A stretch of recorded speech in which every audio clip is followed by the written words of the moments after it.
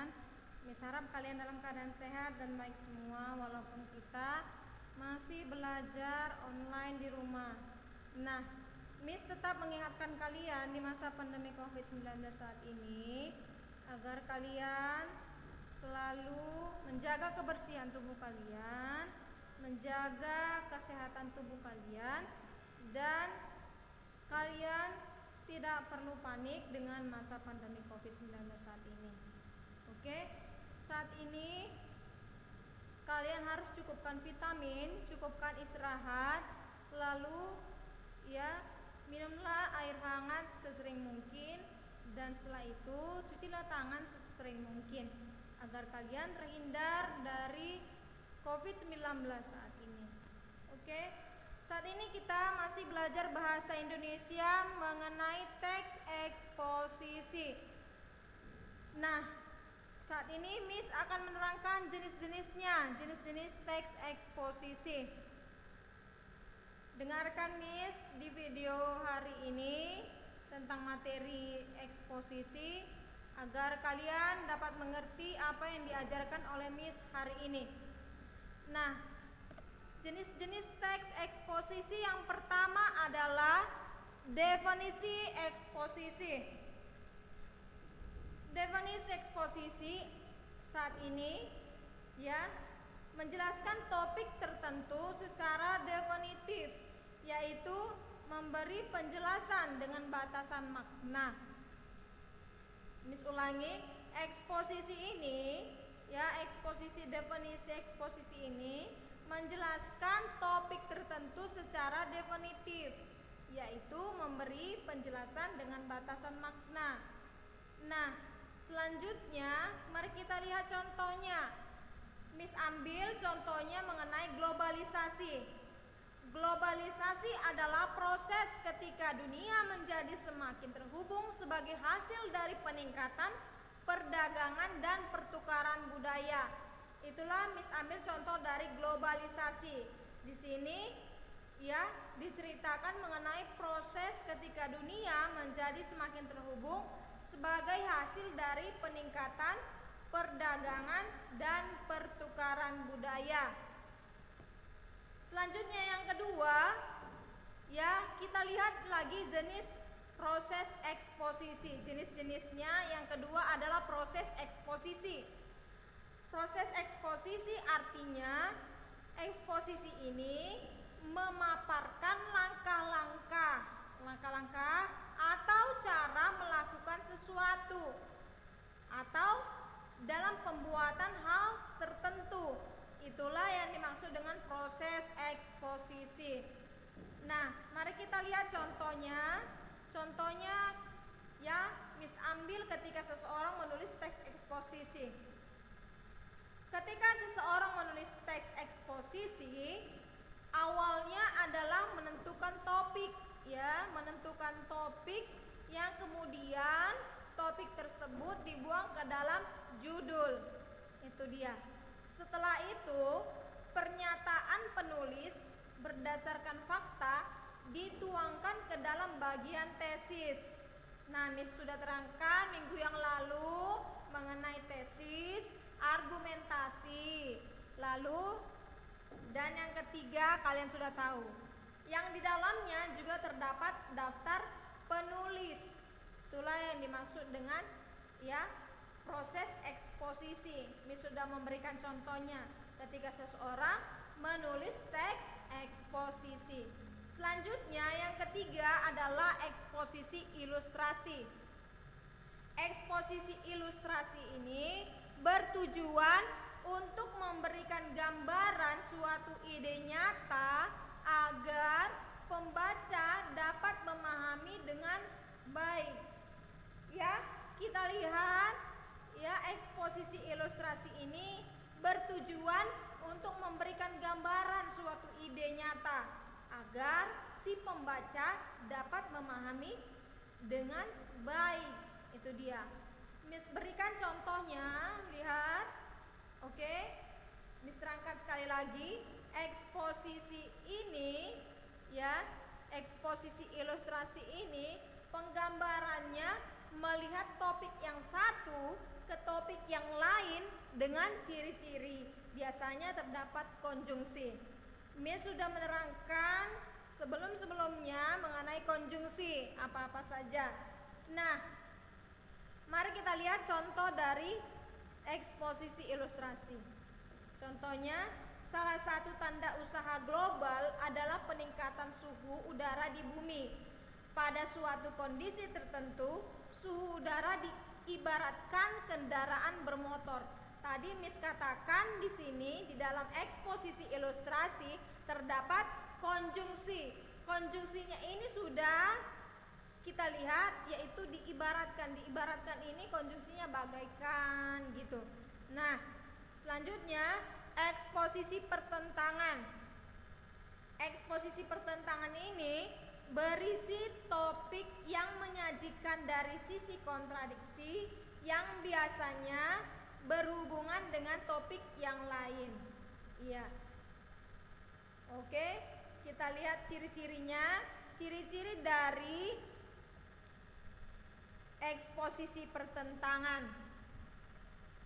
menggunakan konjungsi intrakalimat.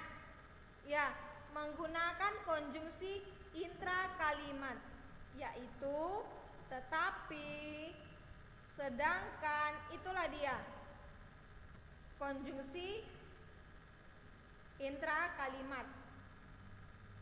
Sedangkan ya, konjungsi antar kalimat, akan tetapi, meskipun demikian, namun sebaliknya. Itu dia konjungsi antar kalimat. Miss akan menerangkan di sini intrakalimat itu apa. Intrakalimat ya adalah kata dalam sebuah kalimat yang berfungsi menghubungkan unsur-unsur kalimat. Itu dia.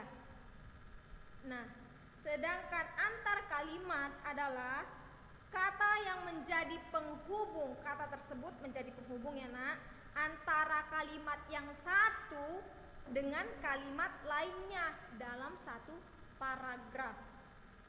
Miss ulang ya, intrakalimat maksudnya kata dalam sebuah kalimat berfungsi menghubungkan unsur-unsur kalimat. Misalnya tadi ada di situ konjungsi tetapi. Ya.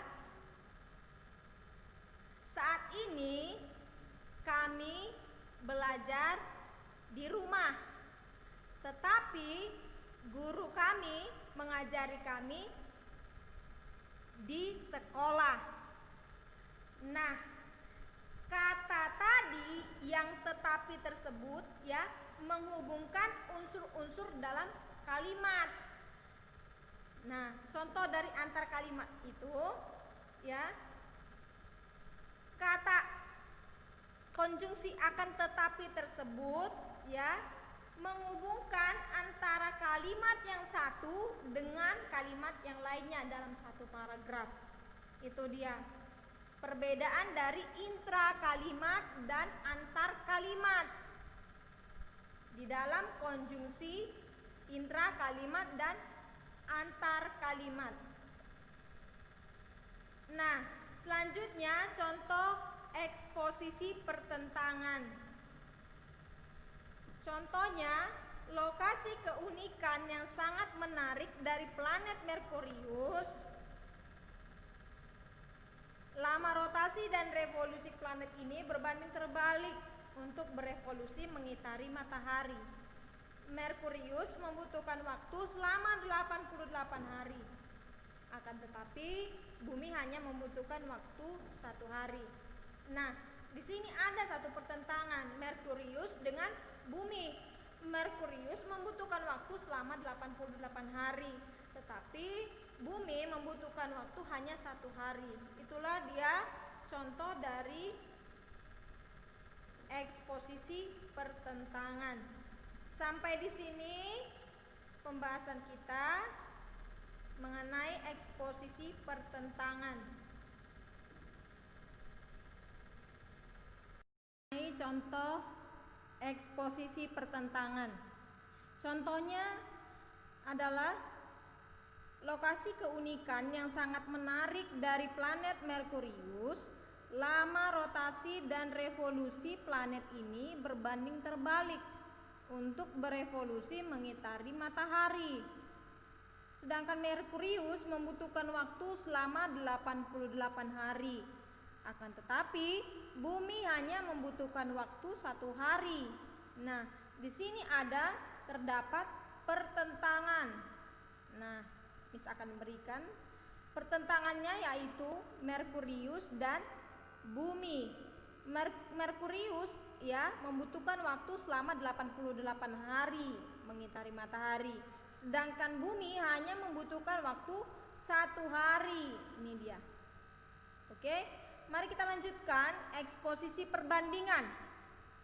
Eksposisi perbandingan adalah membandingkan antara yang satu dengan yang lain menjadi ciri dari teks eksposisi ini. Dengan cara demikian, pembahasan suatu masalah akan lebih jelas terlihat hanya dengan berfokus pada masalah itu sendiri. Nah, mari kita lihat contohnya. Contohnya, Miss ambil listrik terdapat di kota-kota, sedangkan petromax biasanya dipergunakan di tempat-tempat yang tidak ada listrik atau di desa-desa. Selanjutnya kita lihat klasifikasi eksposisi.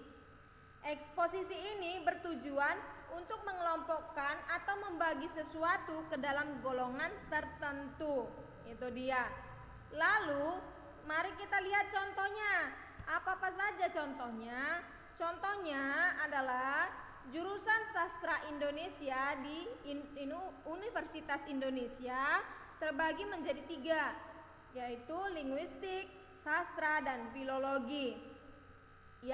Kelompok linguistik ini bagi mahasiswa yang difokuskan pada ilmu tata bahasa, sedangkan sastra itu tadi bahasa, Lalu filologi dikhususkan untuk para mahasiswa yang ingin menelusuri bahasa Indonesia yang klasik.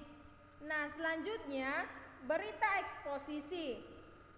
Berita eksposisi ini berisi informasi yang biasanya terdapat pada media massa yang bersifat aktual dan faktual. Nah, informasi yang diangkat berupa peristiwa-peristiwa tertentu. Mari kita lihat yang ke-8, eksposisi analisis. Eksposisi analisis ini berisi pengamatan, diamati satu topik ini. Pengamatan yang mendalam, lalu pada bagian argumentasinya secara bertahap. Mari kita lihat contohnya. Contohnya adalah saya yakin bahwa adanya pelbagai lembaga bimbingan belajar atau bimbel merupakan bentuk dari gagalnya sistem pendidikan di Indonesia. Pertama, tak sedikit peserta didik yang kalah bersaing dengan peserta didik yang mengikuti bimbel. Nah, di sini diamati siswa yang mengikuti bimbel dengan tidak yang mengikuti bimbel. Pertama, tadi argumentasinya tidak sedikit peserta didik kalah bersaing dengan peserta didik yang mengikuti bimbel. Itu dia contoh dari teks eksposisi analisis. Sekian pembelajaran kita mengenai jenis-jenis teks eksposisi. Apabila kalian kurang mengerti, boleh ditanyakan kepada Miss. Terima kasih untuk hari ini. Tetap jaga kesehatan kalian. Salam sehat dari Miss.